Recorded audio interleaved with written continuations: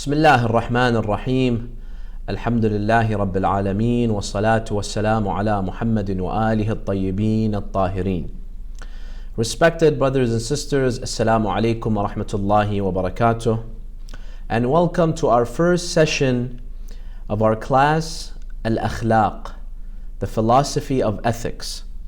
And this is the first time that this type of class is being taught in Al-Hujjah Islamic Seminary, and inshallah you all enjoy this class and you can all benefit from it. Now today inshallah I will go over three important points before we delve into the issues and the material of this class. The first issue, the first point that I want to go over is the subject. What is the subject of this class? Akhlaq, the philosophy of ethics. The subject of akhlaq is basically this. Akhlaq is a science that deals with the qualities and behaviors of human beings. And there's two goals in this class, brothers and sisters. If we are able to benefit and attain these two goals by the end of this class, inshallah, then that means we have had a successful year. That means we have succeeded in our course. Every course you have to know what's your goal in the class, so that you can focus on trying to attain those goals and achieve those goals. So as I said, there are two goals, brothers and sisters, in our class this year. The first goal is that this subject, this class, and through the book that I'll get to inshallah, what we're trying to do is that we're trying to learn about the virtues and the vices of the human being. Meaning, what qualities are good and what qualities are bad. Which qualities I should try to have and possess, and which qualities I have to refrain from, I have to try to stay away from. Now, some may object. They may say, you know what? Understanding what's right and wrong, it's common sense. Which qualities I should have, which I shouldn't have. This is all common sense. We don't need a full year's class in order to tell us, to teach us what's right, what's wrong, what's good, what's bad, what's morally acceptable for the human being and what's not. I know, for example, kindness, generosity, being just, helping others. These are qualities that we need, and this is common sense. On the contrary, for example, bothering other people, stealing, murder, these are all qualities that we have to try stay away from. So why do we need a science that deals with this, a knowledge, a ilm that deals with such issues? There's two reasons, brothers and sisters. Number one, even though the general ideas of the good and bad qualities are common sense, but the details and the applications are sometimes unclear. Because in some cases, there is a fine line between a good quality and a bad quality. It's a very fine line. If you're on this side, it's good. If you're on that side, it turns into a bad quality. And that fine line is unclear. It's ambiguous for many people. So that's why we need a science to give us the exact definitions, the exact guidance, and to identify, what's right, what's wrong, what's morally acceptable, which qualities are bad or good. Let me give you some examples. For example, we have courage and we have recklessness. And we'll get to this inshallah in this course. We'll speak about the virtues and the vices of the nafs, of the soul. We have courage and we have recklessness. Now, courage is a good quality that we should all strive to have. But recklessness is a negative quality that we shouldn't have. Now, in most cases, it's clear what courage is and it's clear what being reckless is. But sometimes the two may be conflated. Sometimes there are certain applications, certain scenarios where you're not sure, is this courage or is this being reckless? For example, in times where a country has a problem with another country and they're thinking about war, should we start war with the other country or should we not? Now, some may see that as courage and bravery, that we don't stay quiet, in the face of another oppressive country. They'll see this as a good quality. This is courage. But other times it may be recklessness, because when I enter war, there's going to be so much financial burdens. There's going to be people that will be killed and people that will suffer in this war. There's going to be so many implications and consequences. So maybe war is recklessness. And you see this in politics today. When you see certain countries having problems, you see two sides. Some that advocate for war because we have to be strong and courageous and brave, and we shouldn't be afraid of, such and such countries. And then there's another group that says, no, don't be so hot-headed. This isn't bravery. This isn't courage. This is being recklessness, because so much chaos, so many problems will rise from this war. So how do we exactly define what courage is versus what recklessness is? This is why we need ilm al-akhlaq. We need akhlaq to tell us exactly what courage is and exactly what recklessness is, so that we know how to implement these two. This is one example. I'll give you another example. Another example is the quality of greed on one hand, and the quality of generosity on another hand. And then you have the quality of prodigality, which means extravagant spending. Now, when you put each of these by itself, we know what they mean. We know what greed is, we know what generosity is, we know what prodigality, extravagant spending is. But sometimes, like I said, there's a fine line between these. Is this greed or is this generosity? Or maybe no, this isn't generosity, this is going too much, too extreme. So we need a definition to this. We need a science to tell us exactly what it is. For example, one may read about generosity and then he will go to the extreme of helping people so much to the extent that he may deprive his family members, his wife and kids. Is this generosity? Not necessarily. If I deprive myself and I help others all the time, is this generosity? Is this a good act, a virtue, or is this a vice? We need a science to tell us this is not something very simple. And you'll find controversy and so much disagreements between people about this. For example, there is this idea of saving for the future. Open a savings account and save whatever you make, 10%, 20%, maybe some people more. They put it in a savings account. Why? Maybe one day I'll be in need. Maybe one day I'll be unemployed. Maybe. So planning for the future. Now, is this something that's, for example, considered a virtue? Is this something good or no? Am I being, for example, a greedy miser that just hoards? Or no, is this smart planning? Also, is this Islamically acceptable, or does it go against tawakkul? Because we have the idea in Islam of tawakkul. Rely on Allah subhanahu wa ta'ala. Allah subhanahu wa ta'ala will take care of you. Don't worry about 10 years from now, 20 years from now. Yes, maybe the short term from few months or next year, yes. But I come and I plan for 20, 30 years, this may go against tawakkul. Now, I'm not saying it does. I'm just saying there are some that claim that it does. Rely on Allah. Don't worry about what happens in the future. So we need a science that gives us exact definitions of the good qualities and the bad qualities. So that's the first point why we need ilm al-akhlaq. We need ethics. Because even though the general ideas are clear, but sometimes the specifics, the details, the difference, the exact difference between certain qualities, it's not so clear. This is the first reason. The second reason why we need ilm al-akhlaq, science of ethics, is because today, brothers and sisters, in our day and age, what's morally right and wrong is constantly changing. What's considered a virtue, what's considered a vice is constantly changing. Society's positions regarding many moral issues, social issues, is always shifting. So our moral compass, brothers and sisters, especially in the West, it's completely lost today. You see things that were considered as degrading, they were considered disgusting, they were considered as stigmas 40, 50 years ago in the West. Now they're acceptable. And the social examples of those. And year after year, we're getting more liberal, and our moral compass is changing, it's shifting. So in such situations, brothers and sisters, obviously we can't just go with the flow. Yeah, whatever society says.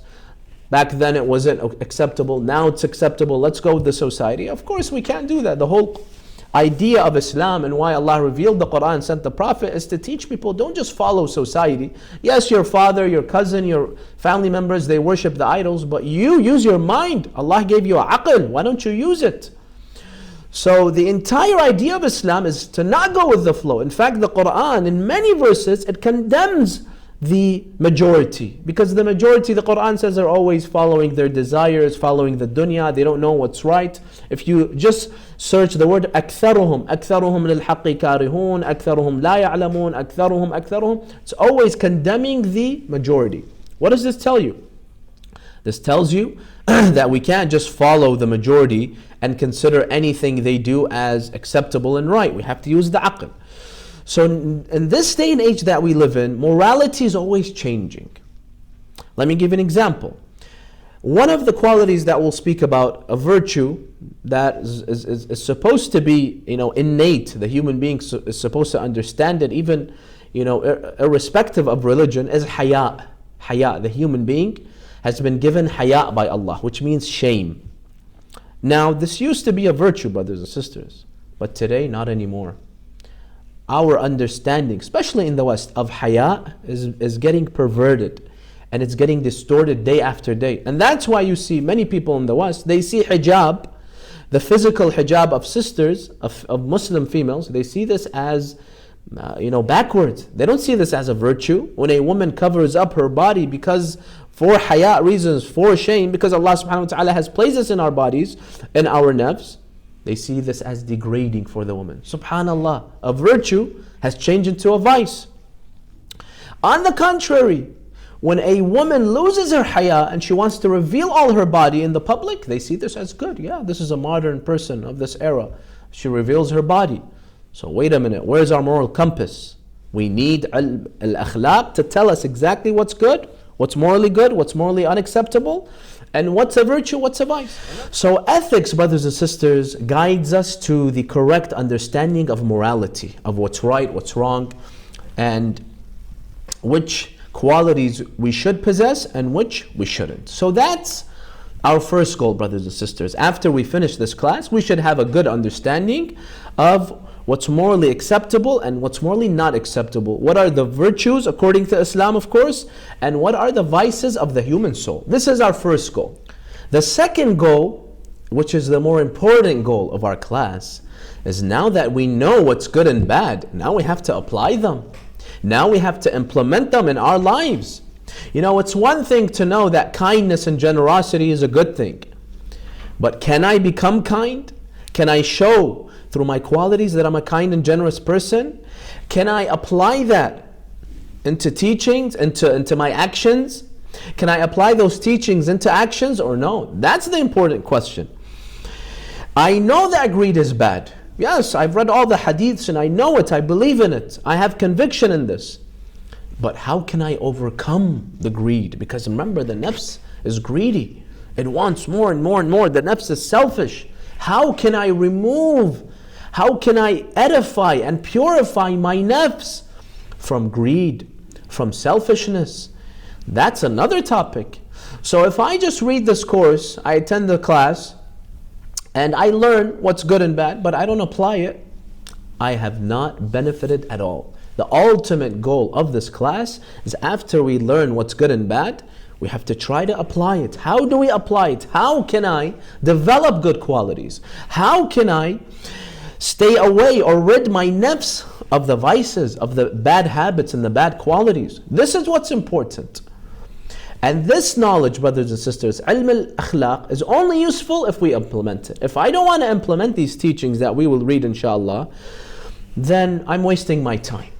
Because akhlaq, ethics, if it remains a theory, if it remains just, theoretical words, completely useless.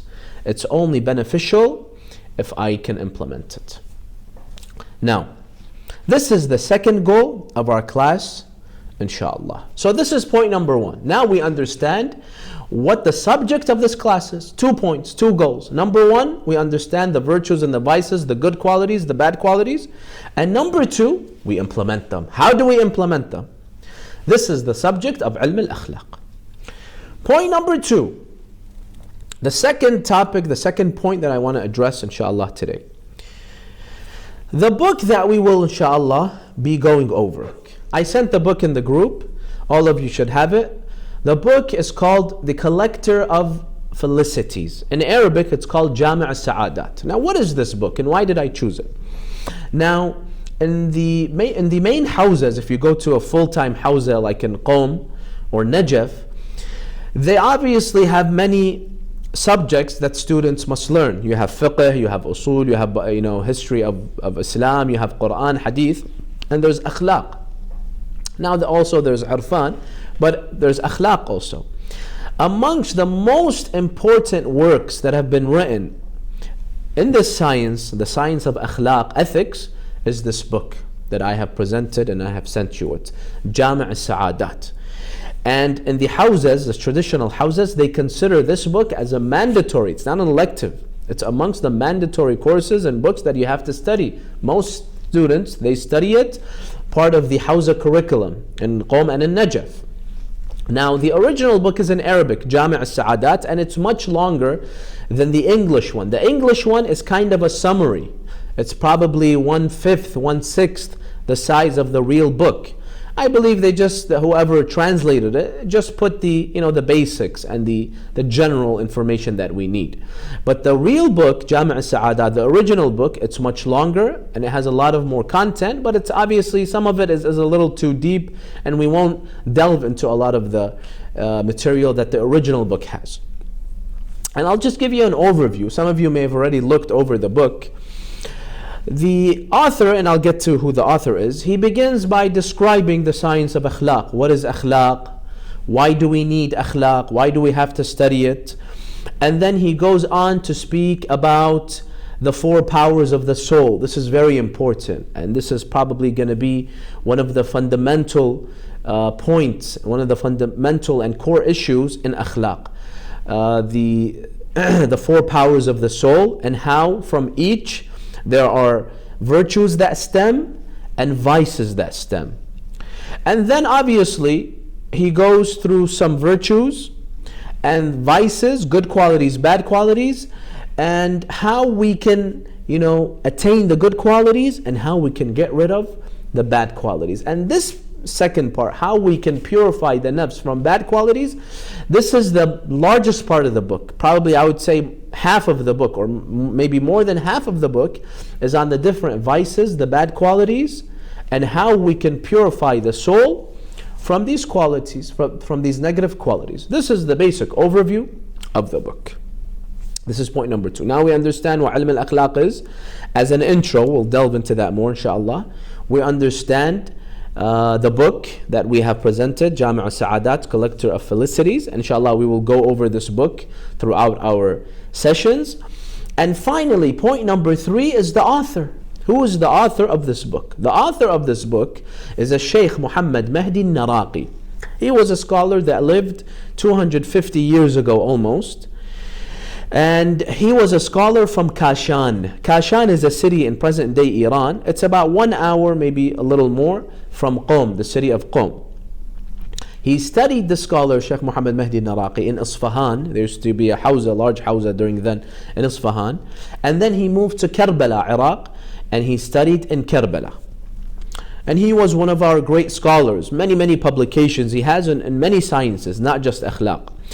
But what was remarkable about this book, you see, brothers and sisters, there's many scholars that have written on akhlaq, but this one stands out. And I think part of it is, through the work of Allah subhanahu wa ta'ala, that this book became a part of hawza curriculum that every student should study. In addition to the fact that it's a powerful, very strong book, the content, but I think Allah subhanahu wa ta'ala has also given, a push to this book, tawfiq. And the reason behind this, remember we said the second goal, which is the ultimate goal of ilm al-akhlaq, is that we have to try to apply them in our lives. This alim, Sheikh Muhammad Mahdi al-Naraqi, it is stated in his biographies that he was a living embodiment of akhlaq. Everything he put in his books, he used to apply them. You want to learn akhlaq? Just live with him a few days, you will see all the virtues. You won't find any of the vices, the bad qualities in it. He used to apply them in the most beautiful way. So it wasn't just knowledge. It was knowledge plus practice. If I am able to do that, brothers and sisters, then I have conquered ilm al-akhlaq. Remember, it's not just theoretical, it's practical. Put it into practice. That's not easy, brothers and sisters, because the nafs has many evil and negative tendencies. You have to overcome these negative tendencies, and you have to instill the good qualities in your nafs. Now, I'll share a story with you, a famous story that happened with the Sheikh Muhammad Mahdi Naraqi, so that you understand how he was an embodiment of akhlaq. He visited, it is stated that he visited the city of Al-Najaf. So he was in Kashan. He came to visit the city of Amir al-Mu'mineen, Najaf. Many scholars in Najaf. He was a very famous scholar. So it was a custom that when a scholar comes to visit Najaf, the top-notch scholars would all come and visit that scholar as a sign of respect. So all of them visited a Sheikh Muhammad Mahdi Naraqi, except one scholar.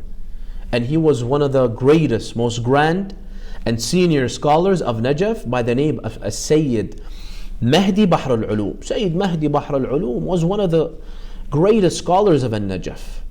Sayyid Mahdi Bahr al-Ulum did not visit Naraqi. So Naraqi, the author of this book, he was surprised, why didn't Sayyid Mahdi, he's one of the greatest scholars, why didn't he visit me? Does he have a personal problem with me? He waited a few days. He should have visited. If he was sick, he's probably gotten better now. I gave him enough time.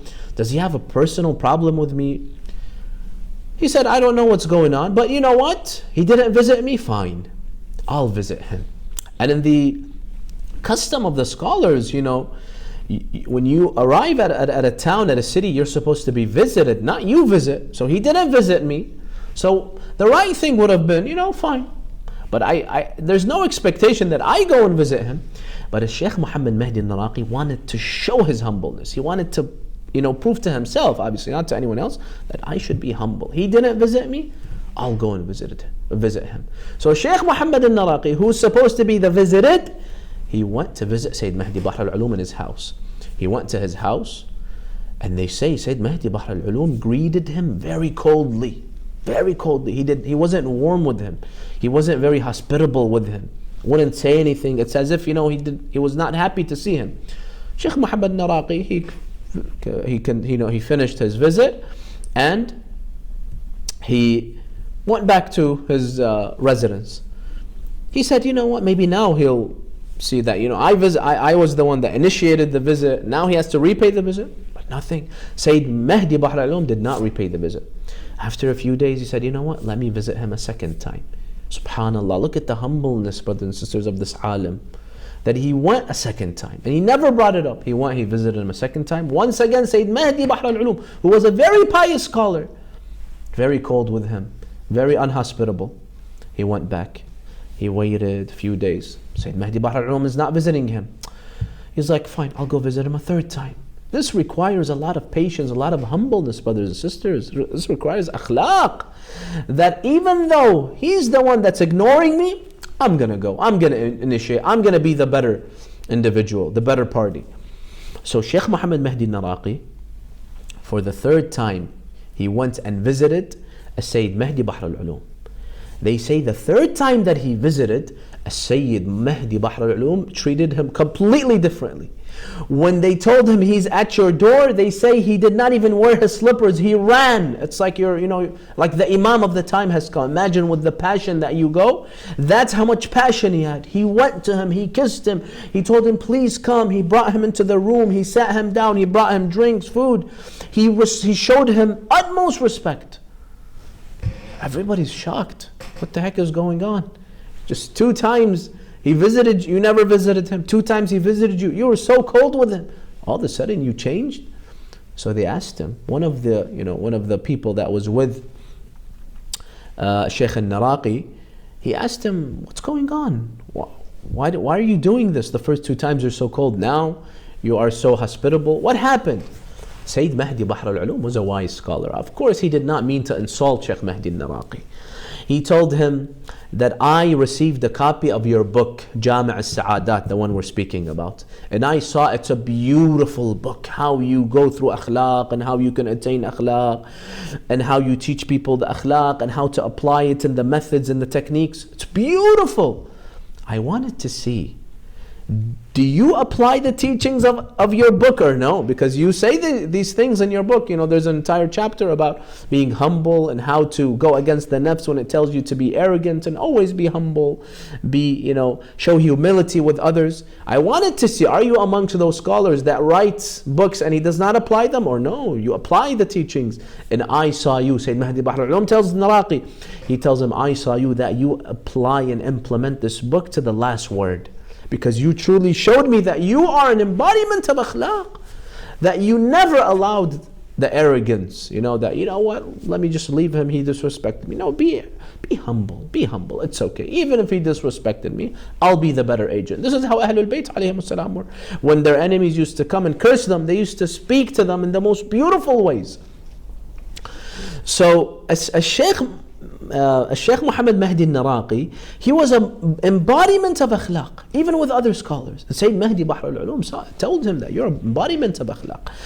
So this is the book that inshallah we will go over, Jami' al-Sa'adat, and this is the author. When we read the books of this author, know that this is someone that applied all the teachings of this book. And this reminds me of a similar story with the famous book Mafatih al-Jinan. I'm sure you've heard of it, some of you use it. It's the book of du'as. It has all the du'as and the ziyaras in it. And just similar to what I said about this book, Jami' al-Sa'adat, there's many books about du'a and ziyarah, but what made that book so special? They say that Shaykh Abbas al-Qummi, he's written all the mustahabbat, in Ramadan, what's mustahab. There's so many things in Shawwal, in Dhul Qa'dah, Dhul Hujjah, Muharram, all the ziyarat. There's so many things that you can do, mustahabbat, recommended actions. They say that Shaykh Abbas al-Qummi, everything in his book, he applied it at least once. Some of them are very difficult and time consuming. But he wanted to make a point that before I'm teaching people, this is mustahab, do this, do that, at least I'll do, each thing once in my life. And this is what made his book, subhanallah, so successful. In every house, there's so many apps. In every house you'll find this book. So many people have memorized this book, especially the Arabic speaking Shias. So obviously certain sciences, they're not just theoretical, they're practical. And when the author shows through his actions that he's applying it, obviously this inspires other people, that if he did it, then I can do it, inshallah. Now, after we understand these 3 points, the subject, the author, and the book itself, I'll go to the introduction, only a few minutes, and then inshallah we'll leave the next for the next session. Now, as you can see in the book, and the copy that I sent you, the PDF version, if you go to page 6, now obviously I'm not going to go word for word over the content. You can do that either before class, but maybe preferably after the class, so you have an idea, because the book in itself, some of the ideas, some of the sentences are hard to understand, plus unfortunately the English translation isn't the perfect translation. So if you read it by yourself, I'm not sure if you'll understand all of it, but you're more than welcome to do so. But it's always better to read the content after the class to get more insight into what the author is saying. So I'll just mention a few points about the introduction. Like I said, page 6. If you see page 6 in the book, it says introduction.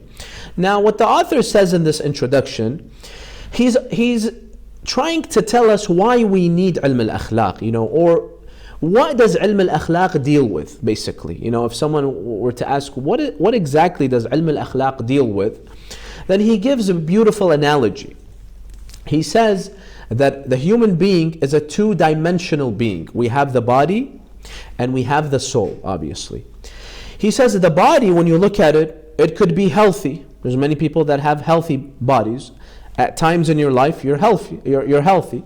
And that's if you eat the right foods, if you exercise, if you stay away from harmful actions such as smoking and so on and so forth. So the body can be healthy and the body can get sick. Many diseases can afflict the body. Now what science deals with these issues? The health and sicknesses of the body. Obviously it's medicine. So the science that deals with the problems, the health and sicknesses of the body is medicine. You become a doctor, you become a physician, and that's where they speak about that. Then he says we have a soul. The soul is just like the body. The soul can be healthy and the soul can be sick. When you possess certain virtuous qualities, good qualities, you perform good acts, you make them habits, you have a healthy soul.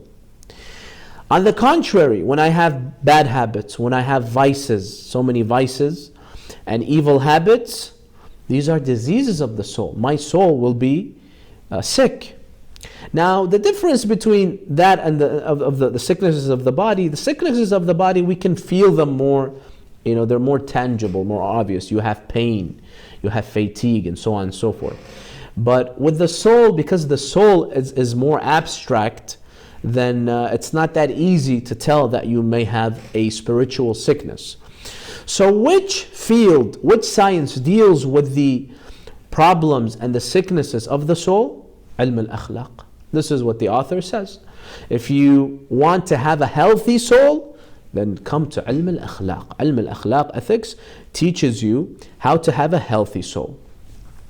So this is what he mentions, and also this is very, very clear. And when we read the ahadith of Ahlul Bayt, they tell us this. They tell us that Ahlul Bayt themselves were doctors, but they were spiritual doctors. For example, in Nahj al-Balagha, Amir al-Mu'mineen alayhi salam, so beautifully, he speaks about Rasulullah. He speaks about him until he reaches this passage. He says about the Prophet, طَبِيبٌ دَوَّارٌ بِطِبِّهِ. The Holy Prophet is a tabib. Tabib in Arabic means a doctor. But he is not a normal doctor, he's a spiritual doctor. And not only is he a doctor, the Imam says, دَوَّارٌ بِطِبِّهِ. He was a special doctor. Most doctors now, you have to go to them. You have to go to their office. You have to go to their clinic. Correct? This is how most doctors are. The Prophet was a different kind of doctor. You could go to him, and he would also go to people. He would go to visit people's houses. He would go after people and ask them for their spiritual problems, and he would give them the remedy to that. So dawarun bitibbih. Dawar means always moving. So he's moving with his medicine that he has, a spiritual medicine. And then he says قَدْ أَحْكَمَ مَرَاهِمَهِ. He says that he has firmly established his medicines, his lotions, potions. Now obviously they're not physical things. They're not physical medicines. They're not physical basically drugs, as they say now. You go to a pharmacy and you see all those drugs in the pharmacy. He had spiritual medicines, and the medicines that he used to use to cure people's nafs, قد أحكم, they were always firm, they were effective. They were effective medicines and measures. And then he said, Imam Ali says about the Prophet, يَضَعُ ذَلِكَ حَيْثُ الْحَاجَةِ يَضَعُ ذَلِكَ حَيْثُ الْحَاجَةُ إِلَيْهِ مِنْ قُلُوبٍ عُمْيٍ وَآذَانٍ صُمٍّ وَأَلْسِنَةٍ بُكْمٍ. He says that a medical doctor, a normal doctor, he helps you with the sight of your eyes. If you're having blurry vision, for example, if your eyes is hurting you can't see something correctly, you go to a doctor, he helps you with that. The Holy Prophet, the Imam says, would also help you with your vision, but your spiritual vision, the sight of your heart. Because sometimes, even though my eyes can see, but my heart is blinded. It can't see the truth. When you can't see the truth, you don't go to a doctor, you go to the Prophet, you go to the Imams, you go to a spiritual doctor. So many people, they used to see the signs, the miracles of Rasulullah, still wouldn't believe. Why? This is a sickness. They have to treat it. There's a problem. There's something blocking them from seeing the truth. How do they cure that? They go to the Prophet. This is what the Imam says. When he used to see people that have problems with their sight and vision, but spiritual sight and vision of the heart, he used to cure that. Likewise, when they used to have problems with their ear, not physically, but when they couldn't hear the truth, they used to go to the Prophet. The Prophet used to heal them. They used to give them the correct remedy. Another example, he says with their tongues. When they had a problem with their mouth and tongue, but not physically, spiritually, they could not say the truth, for example, or they were always speaking wrong, they were speaking false, they would go to Rasulullah and he would have the correct remedy. So in the same way that my vision, my sight, my ears, and my tongue, they have physical problems, they may have spiritual problems. But when you have spiritual problems, you go to spiritual doctors, and that's Imams and the Holy Prophet sallallahu alaihi wasallam. Now, the ahadith do also tell us that Imam Ali alayhi salam was also like that. He used to also go out and he used to try to treat people's spiritual problems. He wouldn't just stay in the masjid and preach. Sometimes the doctor has to go. For example, he used to go to the market of Al-Kufa every day, and he used to warn people, he used to admonish people, he used to give advice to people, make sure your money is halal, make sure you don't get involved in interest and usury, make sure you don't scam people. Imam Ali was also tabib when he was a doctor, a spiritual one, dawarun bi-tibbih. He used to go after sick individuals. And there's a hadith that I read that's similar with Prophet Isa, that Prophet Isa, Jesus, he was seen entering the house of a famous prostitute. So when he came out, they told him, "What are you doing, Ya Rasulullah? You're a messenger of Allah, you go to the house of the prostitute?" He said, "Sometimes sick individuals," beautiful answer, "they visit you. Sometimes you have to visit them. This prostitute is sick. Obviously her spirit is sick. She needs help, spiritual help. So I had to go to her, because sometimes you have to visit the sick patients. You have to go to them." And this is what made these prophets and imams so special, so loved by people, that they used to go out to people. They were humble. It's not that they have to come to my office. So this is the first part that the author mentions in the introduction, that ilm al-akhlaq deals with the sicknesses and the health of the soul. You want a healthy soul? Then come to ilm al-akhlaq. Now the second part of the introduction, he goes more into philosophy, Islamic philosophy, and he speaks about the nafs. What is the material of the nafs? And he says that the nafs is mujarrad, meaning it is incorporeal. It has no material form. Just like the body, you can touch it and see it. He says the nafs is not like the body. It's beyond space and matter. So it's very abstract. And this is kind of irrelevant, when it comes to ilm al-akhlaq. That's why I'm not really going to delve into it, because we don't really need to know this, that the nafs is mujarrad, incorporeal. This is more, they study it in philosophy, in theoretical philosophy or theoretical arfan. But in akhlaq, usually it's not really related. But because he mentions it in the introduction, I'll just briefly go over some of the points. That he says to prove the nafs is not made of a material substance. It's not material, it's incorporeal. So one example he gives, or one proof that he gives, that the nafs is not made from material substance, he says that look at the mind, and he considers the mind part of the nafs also. He says the mind can imagine multiple things at once. You can imagine multiple things in your mind at once. Also, you can imagine things that are larger than your body. Like right now, I can imagine a mountain. At the same time that I imagine a mountain, I can imagine a building. At the same time. He says if the nafs, the mind, was physical, where's all this fitting? So obviously there's a picture of a mountain, there's a picture of something large. It's larger than my body. How is it all fit? And when I imagine a mountain, I can see it in its real size. It's not like I'm seeing a picture of a mountain. No, I can imagine it just like I'm seeing it with my eyes. He says this is one proof that the nafs is not material. Because if it was material, you could only fit as much as its size. It's like when you're wearing clothing. If it's too small, it won't fit on you. If it's too large, you'll drown in it. But we see, subhanallah, you see, it's like a memory card. Because a memory card is physical, you can only put so much in it. He says the nafs is mujarrad. It doesn't need space, a place to store.